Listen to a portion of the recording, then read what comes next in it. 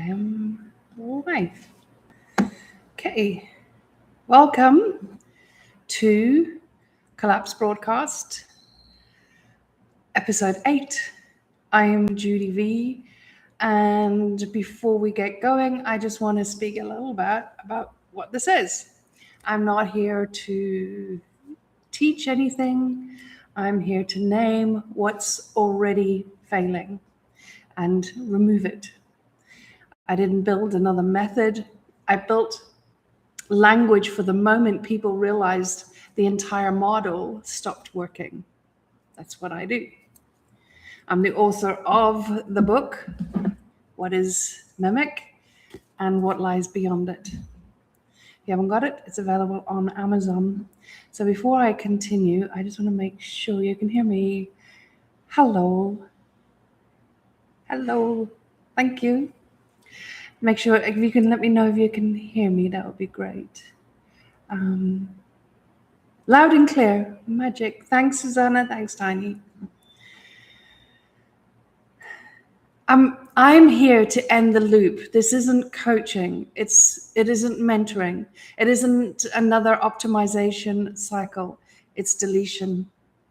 And today we're deleting the structure that quietly kills authorship around money. Not your strategy, not your ambition, the interference that makes wealth feel fragile, even when it isn't. So let's begin. You make money how you do, but you don't trust it. Not fully. You trust your ability to earn. You trust your work ethic. You trust your capacity to figure things out. But what you don't trust is that it will hold. So you stay slightly tense. And often you call it discipline, or you call it being on top of things or staying sharp. But I'm going to put it to you that it is supervision. And it just feels temporary. Even when a month is strong, even when the numbers are healthy, even when there's nothing technically wrong, there's still something running underneath it all. A quiet calculation, a low-grade vigilance. You're not always scared of losing everything. You're scared it won't hold. This is an important differential. Even when you hit a strong month, a part of you is still preparing for the dip. You can scan ahead, or you do scan ahead. You check if this was an outlier. Is this sustainable? What do I need to adjust now to protect this? You don't linger in the win. You move straight away. You shift into maintenance. And that's not fear of poverty. That's distrust of stability. And that differential is vital. The number changes, the tension doesn't. Income rises, capacity grows, experience deepens. That's your natural evolution. That's what we experience. But the internal posture remains the same, always managing. You don't relax into the revenue, whatever it is. You monitor it. You don't celebrate the wins fully. You track them, you document them, you measure them against previous month. You don't expand freely before you hire, before you invest, before you rest. You check. You don't trust momentum. You supervise it. You don't let growth breathe. You keep your hand on it. And here's the part that really lands when you're honest. You don't trust money to stay unless you stay tense.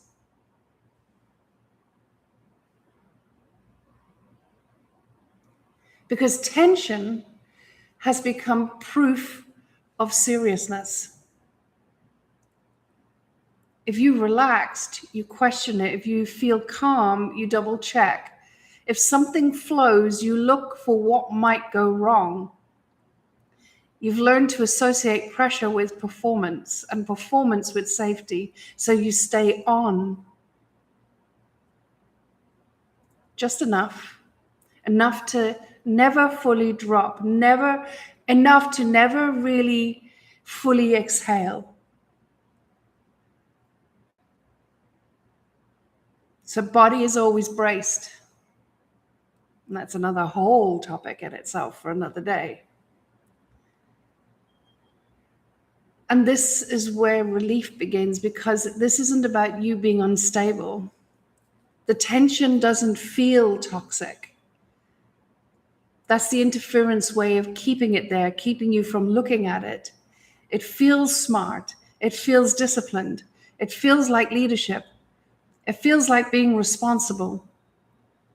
It feels like you're protecting what you built, and that's why it survives.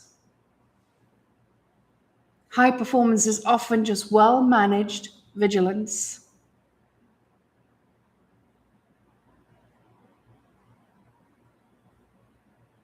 And no one calls that fragility. They call it standards. But here's the thing, standards don't require bracing. Leadership doesn't require a nervous system tied to numbers. So what you've been calling strength has a cost. You wake up slightly braced. You check before you move. You calculate before you expand, even on good days, even when nothing is wrong. You don't necessarily live in panic, but you live in constant preparation. And preparation feels like the only option. If I don't hold it, it will collapse. When you hold money like it might slip, it will always feel like it could. When you supervise wealth, wealth feels conditional, not because of strategy, but because of that posture. Because you're still relating to it as something breakable. And when something feels breakable, you handle it carefully. You protect it. You monitor it. You stay tense around it. And that tension never fully leaves, and it impacts everything. And until that pattern shifts, it won't matter how much you earn, because stability isn't the number. It is whether you can stand on it without bracing.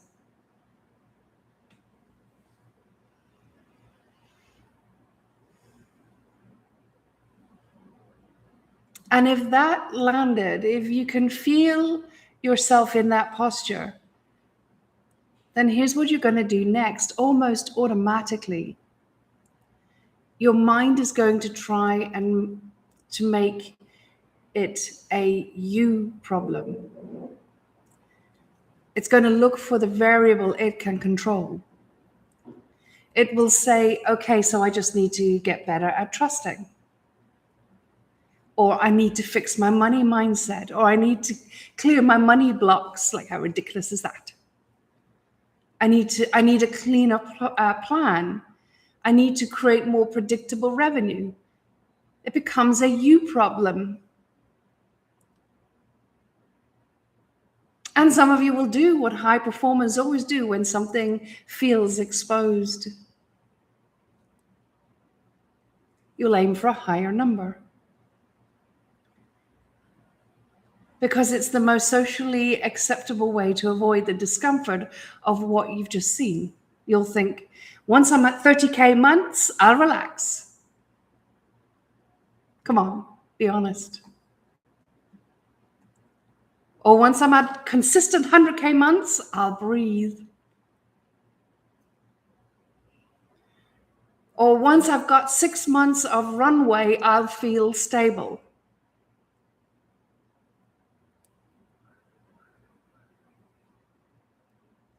But I want you to notice something in that. You don't actually believe that, because you've said it before. You've potentially reached the number that you thought would change everything, and the tension adapted. It didn't leave, it upgraded. And that's why this pattern exists at every single level. 3,000 a month, there's tension. 30,000 a month, there's tension. 300,000 a month, there's tension. The scale changes, the structure doesn't. Different numbers, the same nervous system. At 3,000 a month, the tension is loud, it's obvious, it's constant calculation. Can I cover it? What bills will land first? Will the money come in before the bills do? What do I delay? What do I need to sell this week? At 30K a month, the tension gets more sophisticated. It's not desperation, it's vigilance. Can I sustain this? Is this stable? What's my churn? Where's my next offer? Or what's my next offer? What if this dries up? At 300K a month, the tension becomes almost invisible because it starts calling itself leadership. And it looks like checking dashboards even when you don't need to, refreshing Stripe out of habit, scanning next month's projections as if they're a weather forecast that you must control, protecting your reputation, your delivery, your image, your pace. It's not that you're worried in the way you used to be. It's that you don't let yourself stop watching. You don't let stability be real until it's proven again and again and again. So the number rises, but the nervous system doesn't come with you. It stays braced. It stays on duty. Because it learned a long time ago, relaxation is risk. And that's why even high earners can still feel fragile and low earners can still feel trapped. Same operating system, but different costume.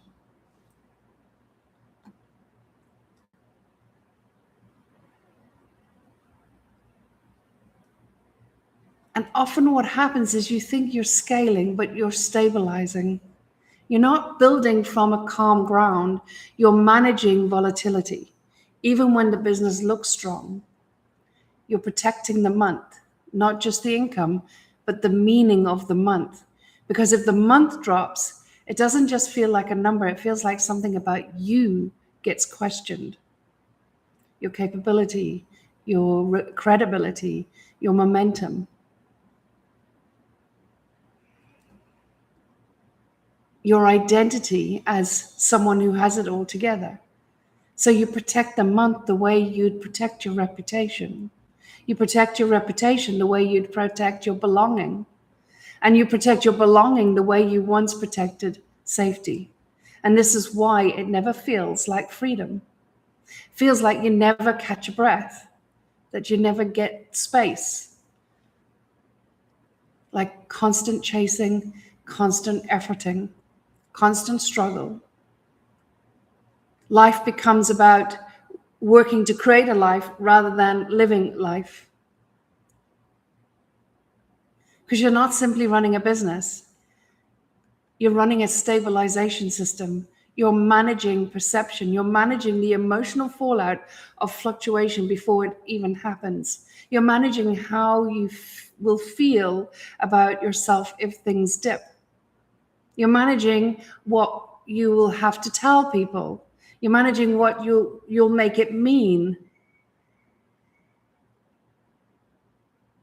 And it's confusing because here's the thing, it looks like growth, but underneath the movement, it's not freedom, it's preemption and it's prevention.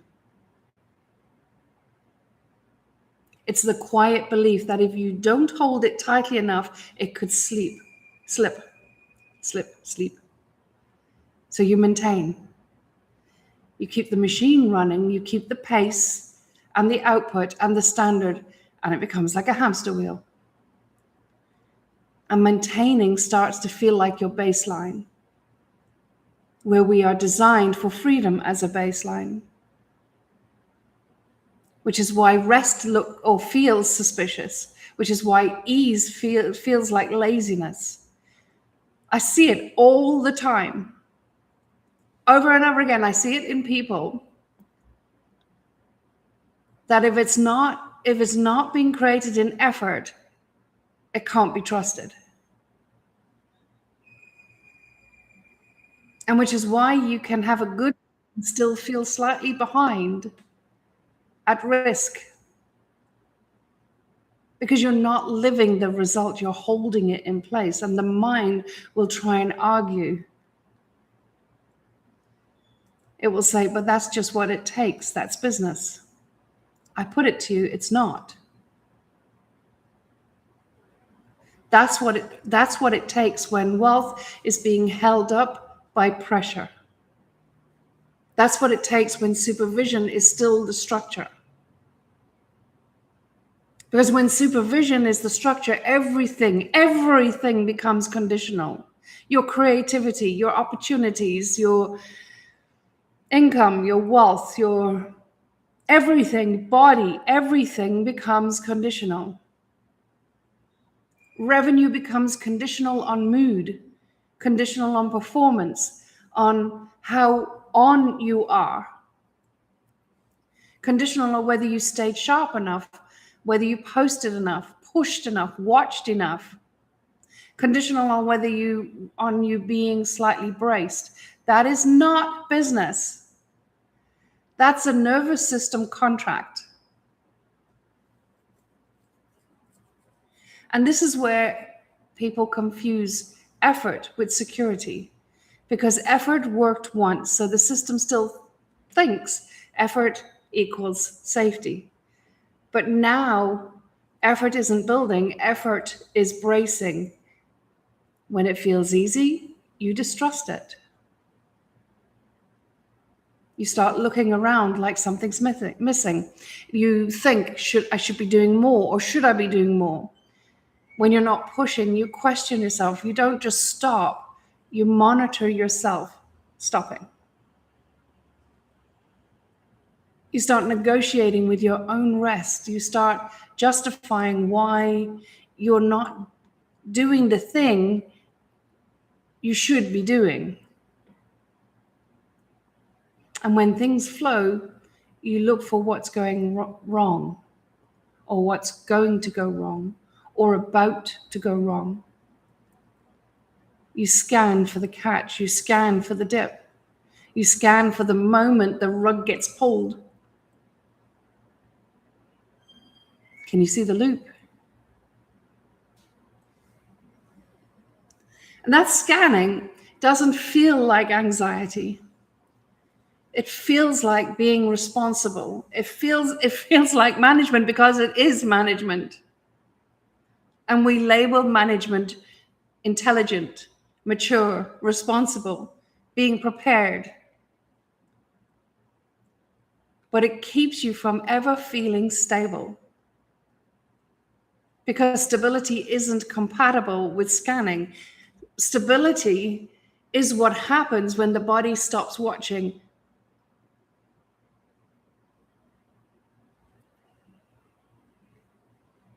And most people haven't stopped watching in years. Pressure has become proof of value. If it's not hard, you don't trust it. If it's not demanding, you don't respect it. If it's not costing you something, you quietly feel like you haven't earned it. And I proved this on a webinar on Monday, which you can go and check out. I proved it with a client, Celia.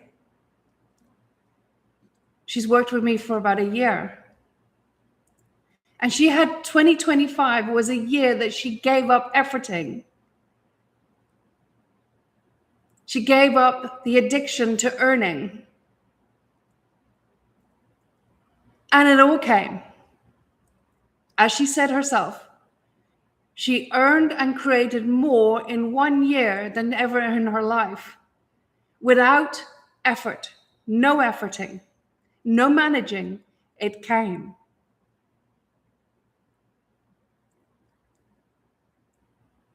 So when we stop, let go of our addiction to efforting, suffering, struggle, it has to cost something in order to feel like you've earned it. That's freedom as a baseline, and where wealth roots, in exact accordance with your blueprint. It's not ambition. That's not conditioning. That addiction to efforting is the internal equation that turns ease into danger, tension into safety. And once you see that equation, you start to realize that you're chasing money.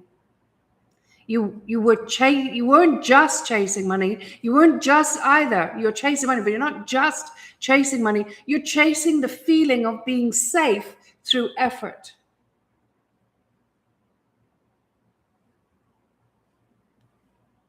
It's not just about the money. That's the pattern. And if you're nodding, if your body has been saying yes while your mind tries to tidy it up, then you're ready for this next piece.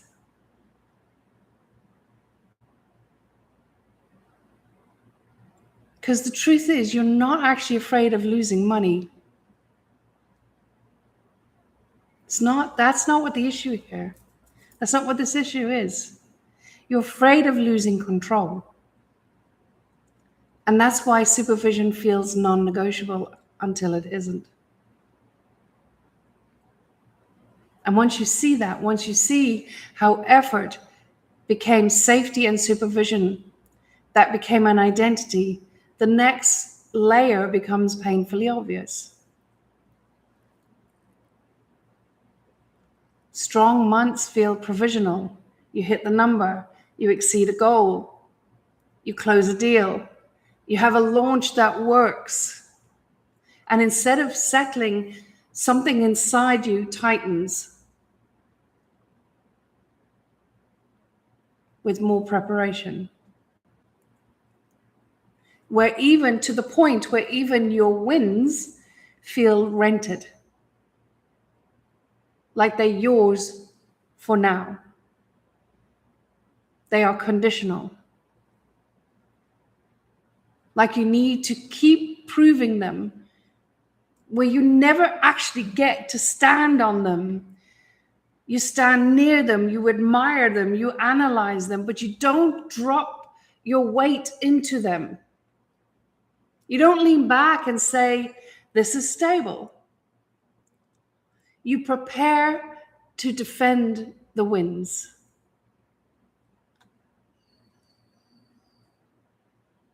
And you start thinking about the next month. You start asking what needs to be protected. What must I do now? You start adjusting before anything has actually shifted. You don't rest in them, you brace around them.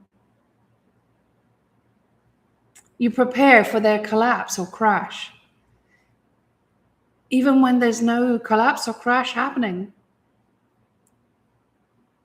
And that's the definition of fragility, where money becomes fragile. Not low income or volatility. Fragility is when something looks solid but doesn't feel like ground. It's when the success exists, but your nervous system doesn't trust it enough to land. And if you're honest, you've most likely lived this. You've had months where revenue exceeded expectation, and instead of joy, you felt relief.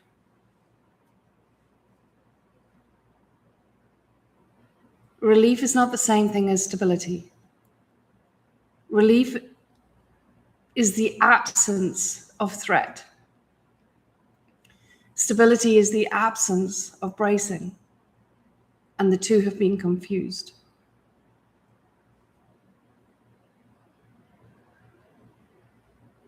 And this is where now it starts to tighten even further. You interpret outcomes as identity, making it mean something about you. Slow month, you feel it in your chest. Your posture changes, your tone changes. Your internal dialogue sharpens. You don't just think the numbers dipped. You don't just see it as data. You think, what did I miss? Where did I slip? What does this say about me?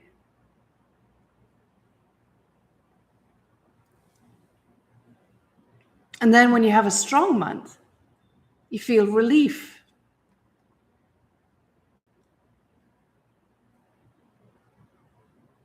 Because the pressure lifts. Because you get to stop holding your breath temporarily. Your nervous system moves with the number. It contracts when revenue contracts. It relaxes when revenue expands. That's not strategy. That's identification.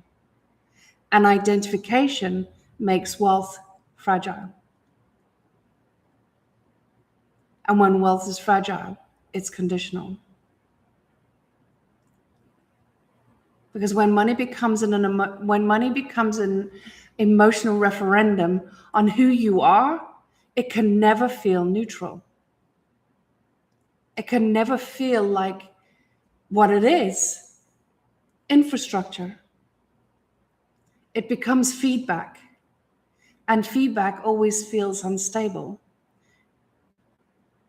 You don't experience the numbers as data. You experience them as evidence. And evidence keeps you on track. Evidence that you're slipping, evidence that you're valuable, evidence that you are doing the right things at the right time. That's not business. That's identity woven into income. And when identity is woven into income, wealth cannot stabilize because identity is reactive. Identity rises and falls. Identities compare, anticipate, defend. And identity is interference. And identity is never, ever blueprint.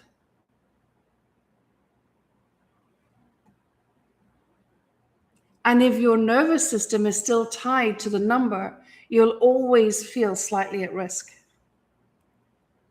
Even when there's nothing wrong. Even when it all seems to be going fine.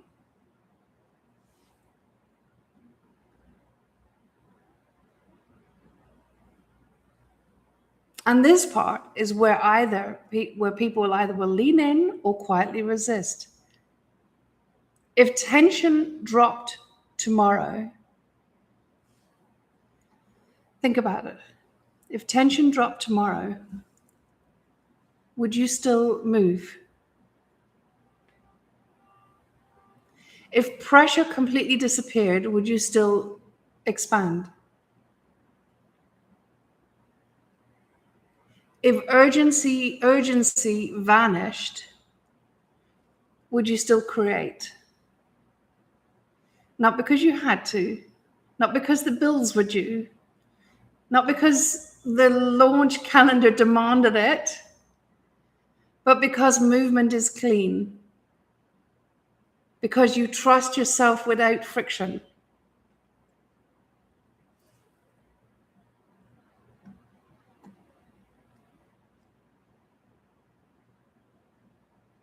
If the question makes you feel uncomfortable, if something inside you hesitates, you found the supervision pattern. That supervision pattern that says, I need pressure to perform. We even boast about it. It's a norm.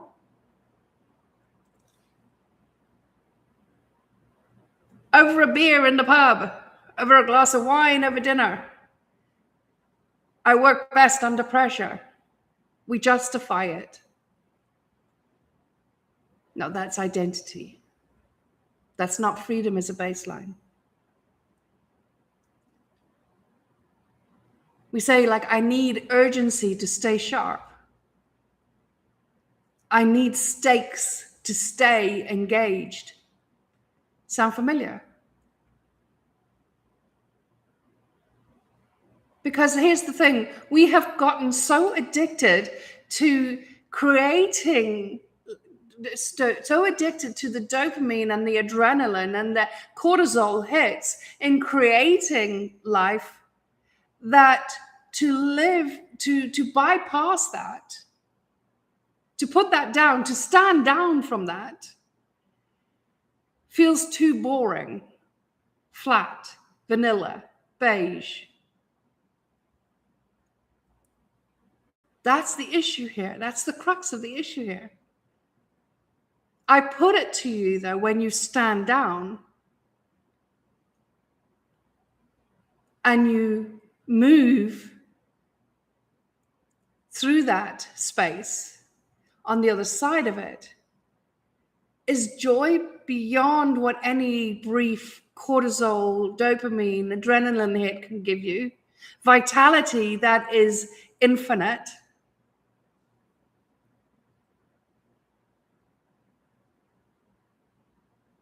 But we don't stay there long enough because of the addiction, because we feel not safe, because we can't supervise it. And as I said, you're not afraid of losing money. Most people are not afraid of losing money. They say they are, but they're not. They're afraid of losing control. So if they're not experiencing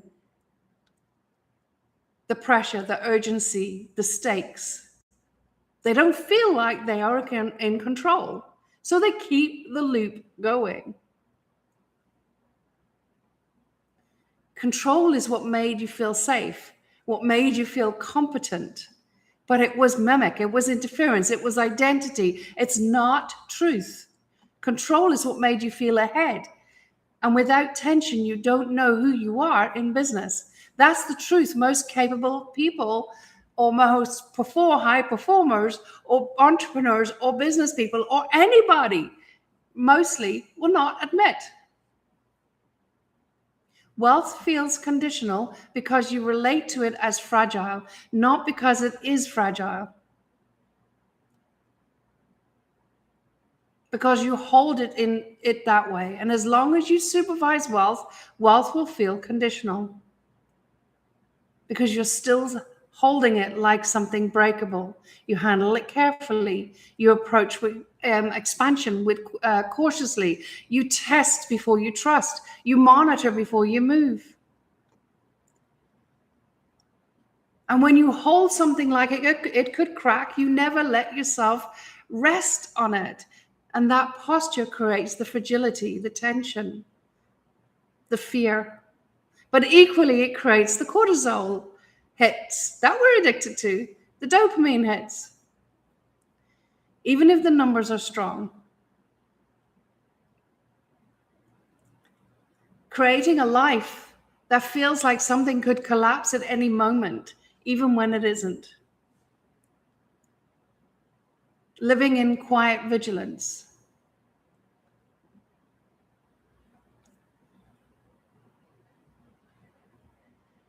And we're not told or encouraged to call it anxiety. The society we're living in calls it leadership, standards, responsibility. But underneath, it's a nervous system that hasn't stopped guarding in years. That's the real cost.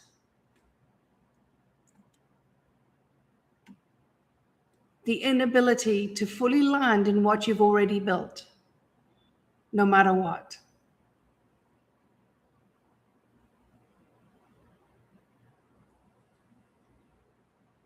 And when you see that clearly, not as theory, but as your lived posture, something shifts. Because the relief isn't making more. It's realizing you're not unstable, you're supervising, and the supervision can stop.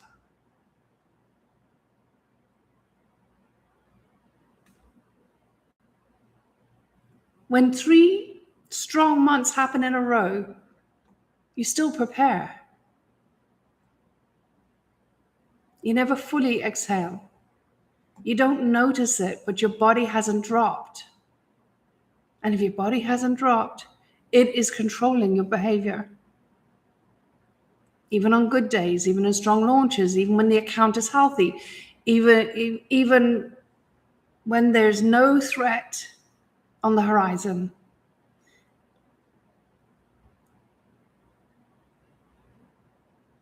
You're still calculating, still ready. Your breath never lands. You approach expansion carefully. You treat momentum like something that needs supervision. And anything held carefully will always feel breakable. Fragility isn't in the revenue, it's how you're holding it.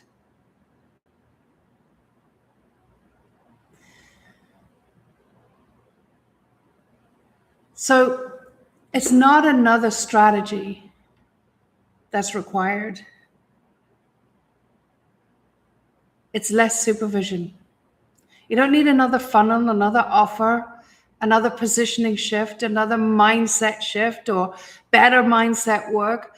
You need less internal negotiation, less bracing before action, less self-monitoring disguised as discipline. Strategy works when it isn't being strangled by vigilance. But strategy not as how we're taught, do these 3 steps to increasing business, whatever it is, not that. I'm talking about strategy, that is you without effort. Your move, your next move without effort.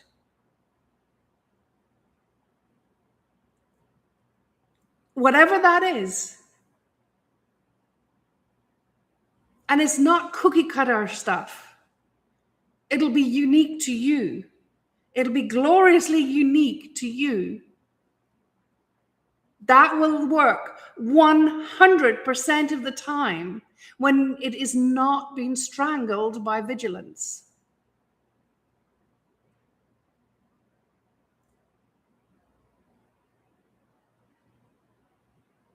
What we call optimization is often just supervision wearing competence.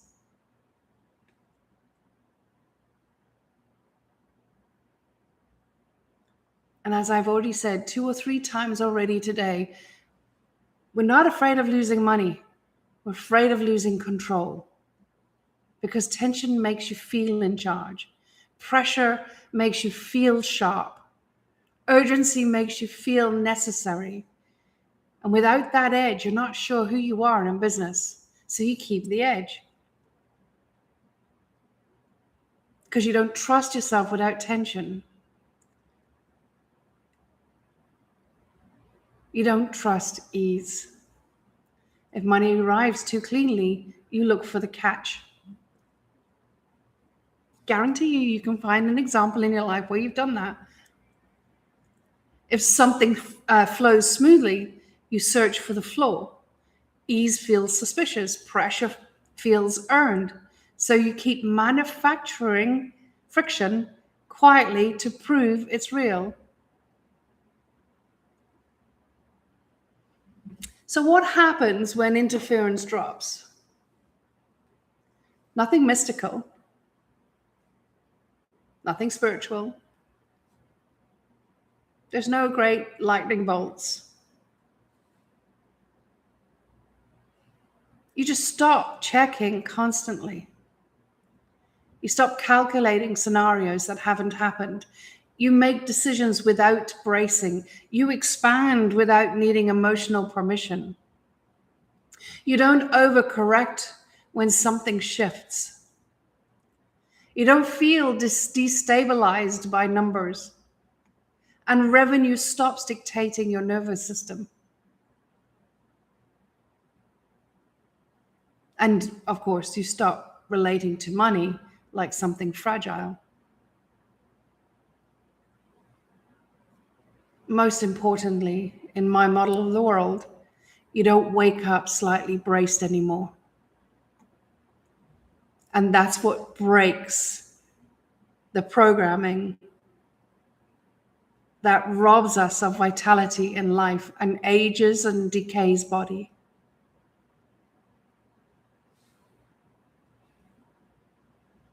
You don't feel like something needs protecting before the day even begins, and you don't carry low-grade vigilance into conversations, decisions, launches. And the most important thing is nothing dramatic changes on the outside, but everything changes on the inside.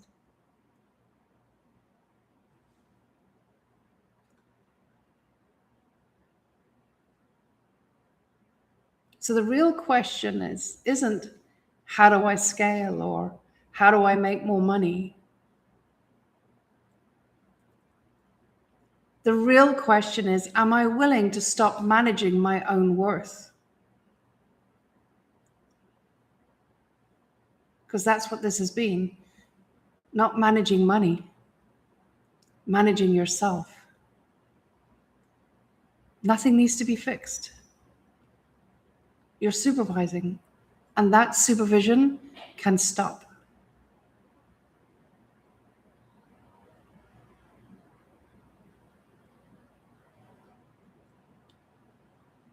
And when supervision stops, wealth stops feeling conditional.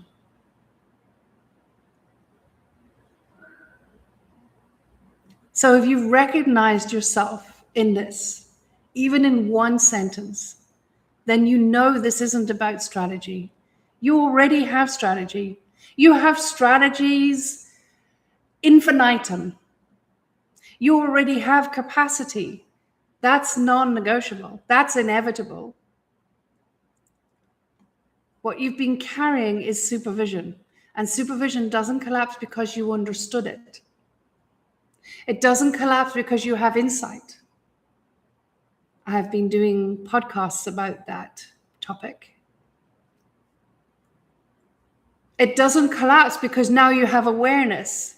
Again, culprit of new age, modern consciousness works. Yes, great, have awareness, but it ain't going to move body. It ain't going to change behavior. It collapses when it's interrupted, and only when it's interrupted. No amount of insight, no amount of awareness, no amount of, I see that, is going to collapse it. Because that behavior will loop repeatedly while it's running. Seeing it won't remove it. You don't dismantle a reflex by understanding it. You dismantle it by catching it repeatedly while it's running.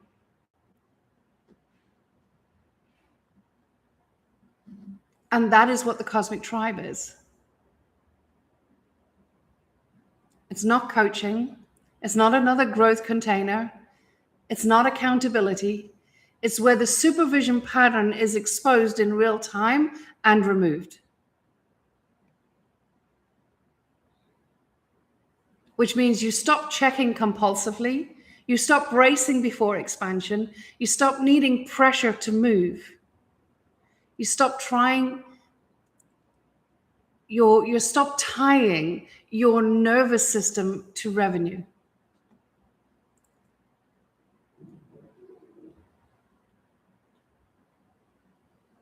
And if what you felt during this collapse broadcast was relief, not excitement, that's not what I offer.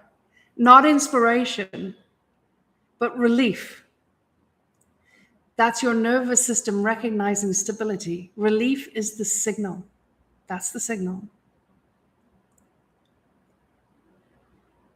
So in the Cosmic Tribe, I am opening applications for the next 6-month phase.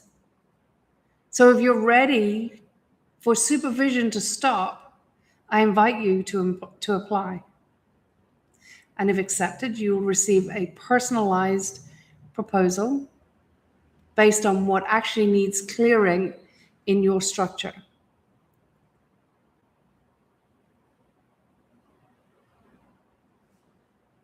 No chasing, no convincing, just the next clean move. you will receive, you apply. I'm going to put the link into the description here when I finish. The link to apply.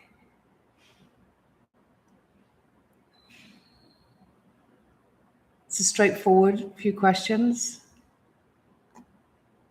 And whatever is required in your structure, whatever is required for clearing in your structure, I will base the proposal on that. And whatever you require to clear that is what will be offered to you in the cosmic tribe. This is not cookie cutter. We don't do cookie cutter. It's not who we are.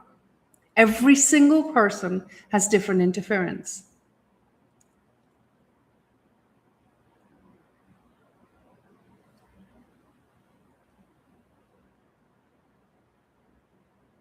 So apply, and you will receive within 48 hours a personalized proposal, offer to join. So if this felt like relief instead of inspiration, that's your nervous system recognizing stability, not motivation. Follow that. Thank you for joining me. And I will add the link. Maybe Tiny, if you're on, if you've got the link there, I can put it into the chat. But I will be adding it to the description. Thank you for joining me.